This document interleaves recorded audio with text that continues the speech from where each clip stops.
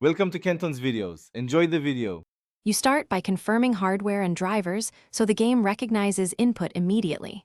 Plug the controller into a USB port first. Windows installs drivers automatically for Xbox pads.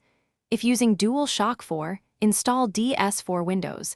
This maps inputs to X input, which Black Ops 1 expects. Once done, test in devices and printers to verify button mappings and battery levels. Make sure to close Steam Big Picture until configuration is complete, because Steam input can override your mapping unexpectedly. You now map and tune controls inside the game so behavior feels natural. Open Options and switch to controller or X input mode. This aligns the engine with your mapped buttons. Remap critical functions, aim, fire, crouch, because default keys might conflict.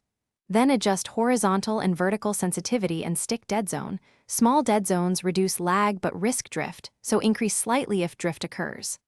Once saved, immediately test in a private match to confirm aim, response, and movement feel. You finalize the setup and have a quick troubleshooting tip ready. If the native mapping still misbehaves, enable Steam input overrides per game and create a custom layout.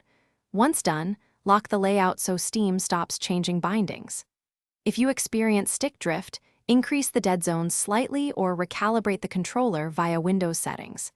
And if buttons remain unresponsive, restart the game and the PC, update drivers, and swap controllers to determine whether the fault is hardware or software. Thanks for watching. Consider subscribing if we helped you.